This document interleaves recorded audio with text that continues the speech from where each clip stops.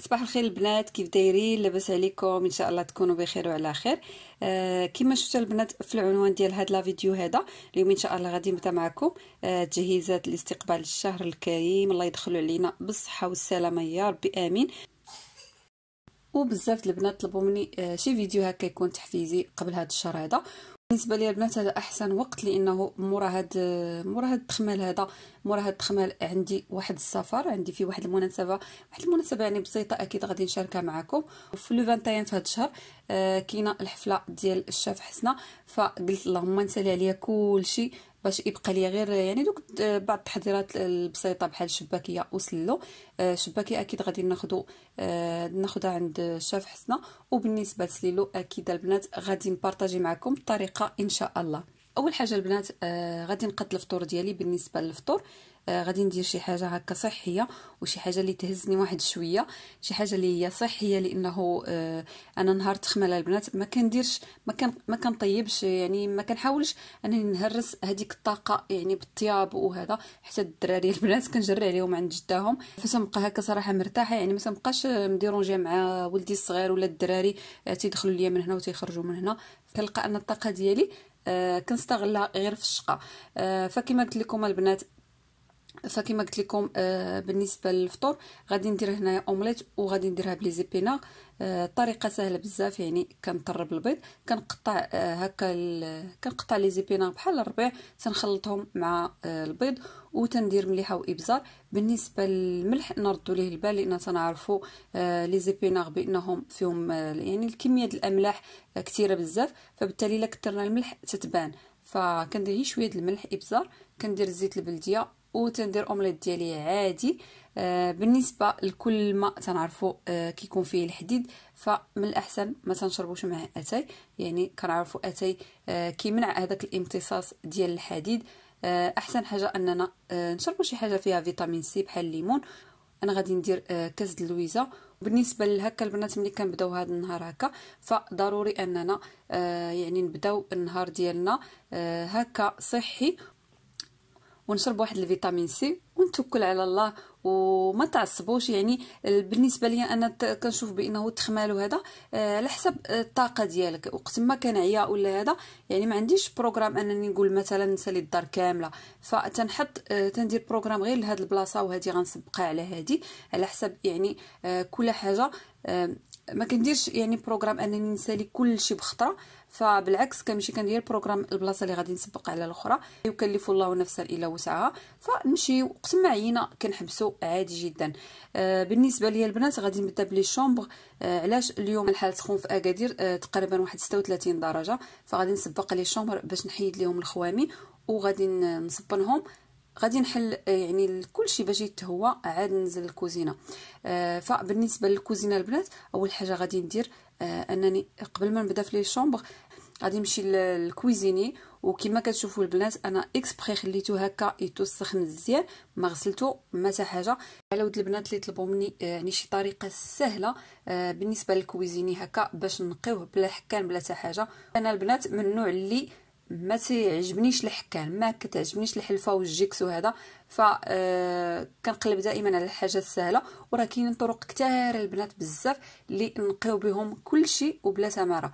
فاول حاجه البنات كما كتشوفوا الكويزيني عندي كان عندي مشكل ديال البوطه، يعني دوك الانواع ديال البوطات الجداد اللي تيكونوا كبار هما صراحه زوينين، فيهم مميزات بزاف، كيتركبوا بسهوله، كيبطاو يعني كيتعطلوا على الاخرين.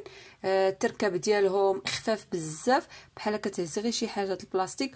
ولكن المشكل ديالهم مرات كتلقاي الغاز ديالهم مجهد، ف بعض المرات يدير لي هذا المشكل هكا. يعني عندي نهار اخر ديال الحكان د المعان، ولكن ما تخافوش عليا، فانا كما قلت لكم ما تيعجبنيش يعني داك الحكان الحلفه والجيكس وداكشي ما تيعجبنيش. فديما كنقلب على الطريقه اللي تعطيني نتيجه زوينه وما فيهاش تماره. فان شاء الله غادي نبارطاجي معكم الطريقه ديالي من نبغي نغسل هاد المعينات هادو. وبالنسبه للكويزيني كما قلت لكم انا خليته هكا باش يعني ننزل لكم لا فيديو ديالو تكون يعني المصداقيه تشوفوا كلشي على عينيكم. وان شاء الله البنات غنزل لكم لا فيديو ديال الكويزيني الطريقه ديالي، واحد الطريقه اللي هي سهله بزاف غادي تشوفوها بعويناتكم. غير باش ما تجيش لا فيديو طويله فانا صورته ولكن ما غاديش نلوحو، احسن نلوحو بوحدو باش كما قلت لكم ما تجيش لا فيديو طويله.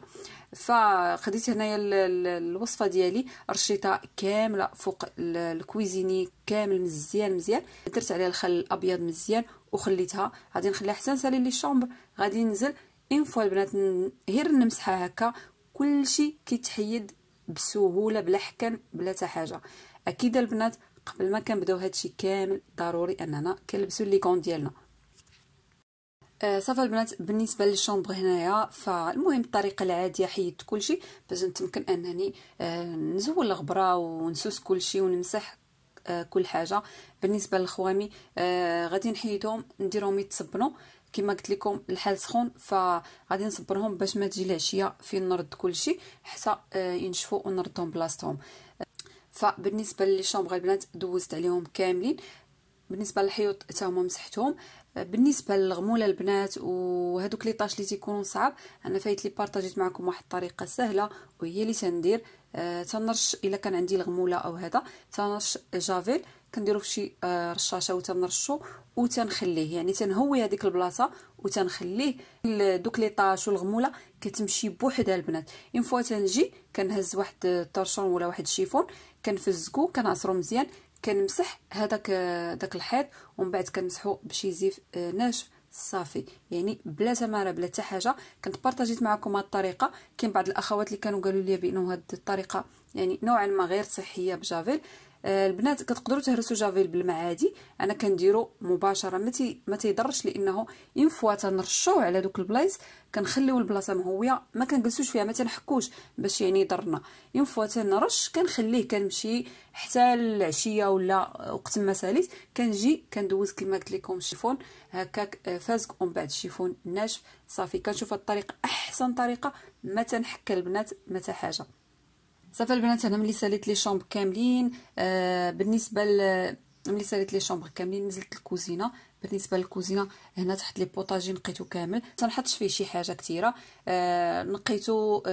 نقيتو كامل، يعني حيت هذاك الشيء الحويجات اللي ما بقاوش صالحين.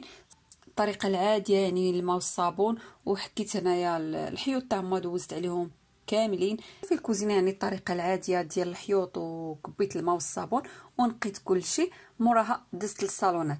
بالنسبه للصالونات عندي هذا هو اللي تيجلسوا فيه الدراري تيتفرجوا فيه، مرات كياكلوا فيه، هو اللي عندي شويه فيه الخدمه. يعني غادي نحيد المضرب وغادي نحيد الحيف، يعني غادي نخملو ندوز سبيراتور وكل شيء. بالنسبه لهذا ما عنديش فيه مشكل، لانه ما كيتستعملش بزاف، فقط يعني ملي تيتفرجوا الدراري ولا كنتفرجوا هكا في شي فيلم ولا في شي ماتش ديال الكره، يعني تيبقى نقي.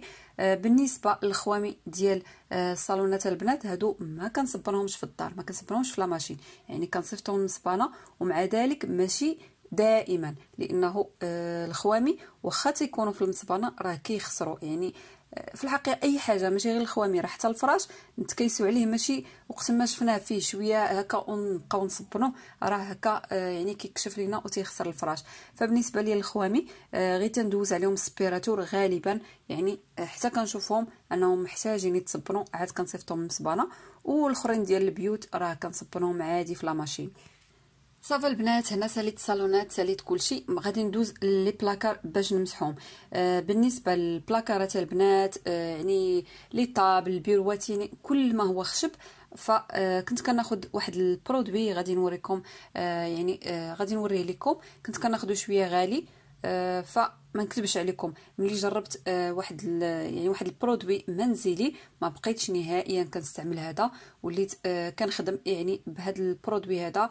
بالنسبه ليا اقتصادي، ايضا كيعطي واحد النتيجه اللي هي زوينه بزاف. فكناخذ البنات زيت البلديه وكناخذ الحامض، كنخلطهم، من بعد كنرشهم عادي على الخشب. اي حاجه بغيت نمسحها كنستعمل هكا، يعني القطن، غير باش ما كيجرحش لينا الخشب. الا ما بغيتوش تستعملوا هكا يعني القطن، كتقدروا تستعملوا شي زيف يكون ديال القطن يكون رطب. بالنسبه لهذا البرودوي البنات كيمسح مزيان، حتى بالنسبه لهذيك الغبريات تدخل لينا في يعني بين الخشب في دوك التشققات كتمسحوا مزيان، كتعطينا واحد لابريونس زوينه للخشب. وايضا حتى بالنسبه لدوك الخدوش اللي تيكونوا خفاف في الخشب، مع الوقت بحال كتفيني لنا داك الخشب، يعني كتعطي واحد النتيجه البنات اللي غزاله بزاف.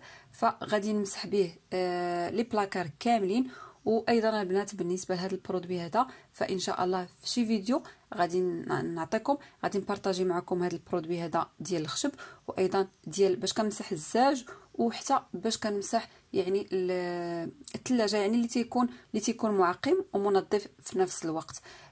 فصافي البنات غادي نمسح لي بلاكار كاملين، يعني ديال الكوزينه، لي كوان ديال الصالونات، البيروات، يعني كل الطبالي كل ما هو خشب غادي نمسحو.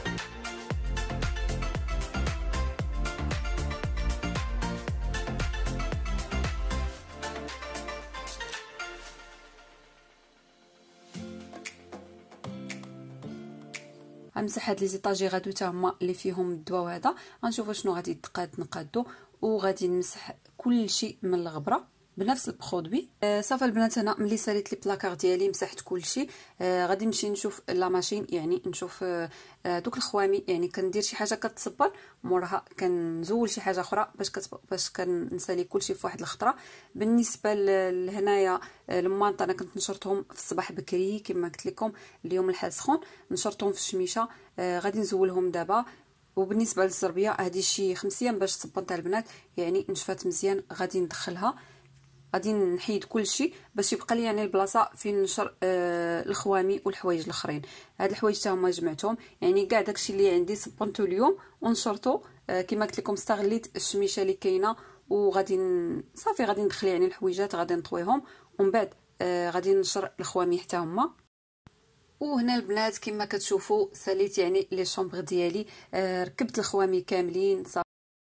بالنسبه للبنات هنايا المانط انا باقي مخليه المانط، يعني مازال ما محيداهمش، مازال ما جبت هكا الغطايات الخفاف ولا لي كويت اللي تيكونوا خفاف ديال الصيف.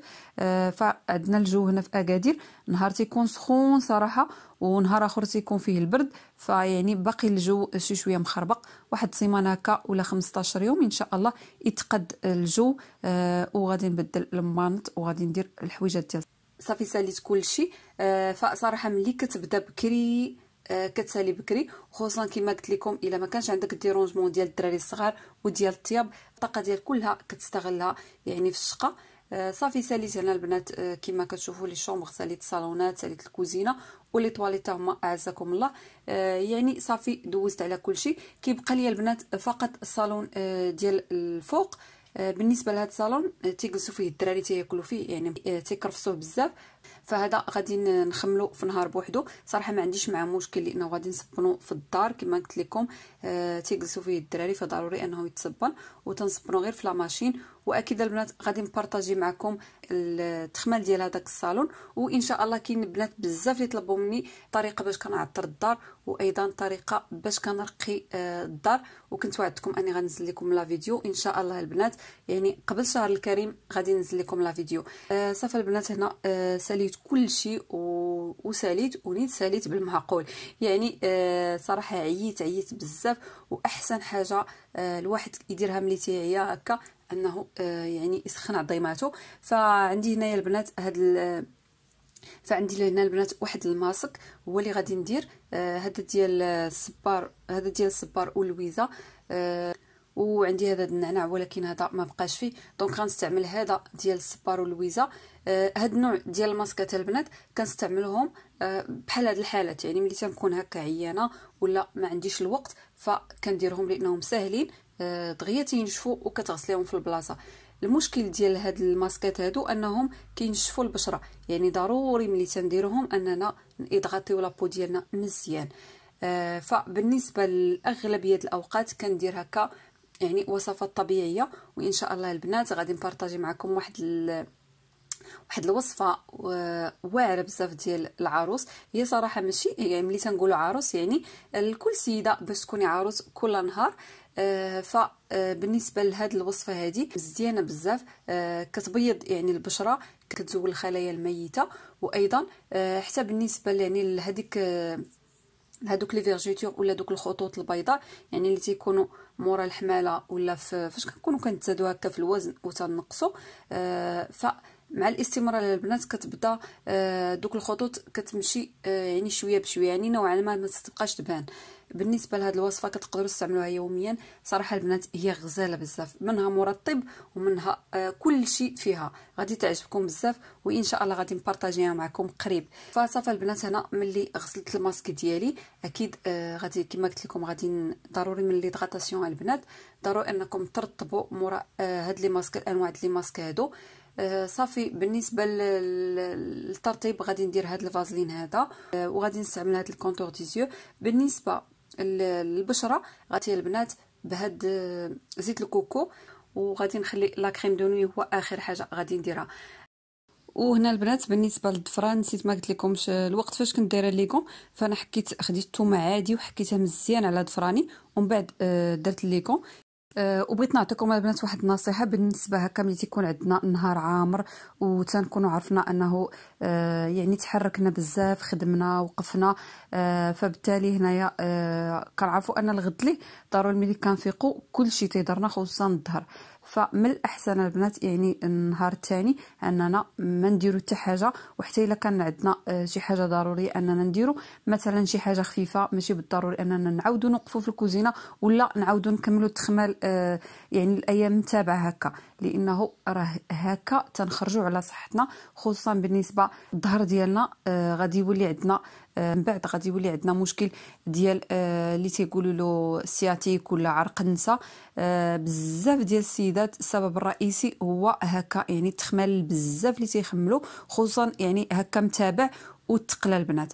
ايضا البنات ما نساوش انه هاد الثقل ولقيف وهاد النوع ديال الخدمه فايضا كتاثر على عنق الرحم، فبالتالي الا كان هكا مستمر فكيولي عندنا مشكل يعني ديال الارتخاء في عنق الرحم، تيوليو عندنا مشاكل كثيره، كيولي السيده ديما تيكون عندها الوجع في اسفل البطن، وتيوليو عندها مشاكل بالنسبه للصحه النسائيه. فمن الاحسن يعني درنا النهار هكا صافي الله يجعل البركه، يعني الا كانت شي حاجه بقات نقسموا ونديروا عاوتاني يومين ولا 3 ايام. داكشي علاش قلت لكم نبداو شويه بكري باش كل مره نديروا شي حاجه وقت ما حسينا براسنا عينا كنحبسوا، ما نقولوش راه خصني نسالي في هذه السيمانه مثلا يوميا خصني كل نهار نفيق من الصباح حتى العشيه، فهاد الشيء راه ماشي في الصالح ديالنا. وما تنساوش البنات ان الصحه ما عندها ثمن، كلشي تيدوز، فالدار غادي نخملوها غادي توسخ، الحوايج غادي نصبروهم غيتوسخوا، وكلشي غادي يتصبن وكلشي غادي يعاود عاوتاني من جديد. ولكن بالنسبه للصحه ملي كتخطانا راه ما تنقدروش مازال ابسط الحوايج تنبغيو نديروهم ما تنقدروش عليهم. فالاعتدال البنات كما كنقول لكم دائما الاعتدال في كل شيء. فكما كتشوفوا البنات اخرها مسك. بالنسبه هنا للوالده انا كنت صراحه طلبت منها انها توجد لنا الرفيسه وقلت لها توجدها بمن سالين عيط ليهم، وفعلا البنات ساليت عيط ليهم جابت لنا الرفيسه وعمرت لنا اتاي. الله يسمح لنا من الوالدين، الله يخلي لي الوالده ويطول في عمرها يا ربي امين، ويخلي لكم الامهات ديالكم ويطول لكم في عمرهم، واللي توفات له الله يرحمها. نتمنى البنات ان الفيديو يعجبكم ويكون محفز بالنسبه للاخوات، وكنتمنى ان الفيديو تكون خفيفه على قلوبكم. نتلاقاو في الفيديو الجايه ان شاء الله، وبسلام عليكم.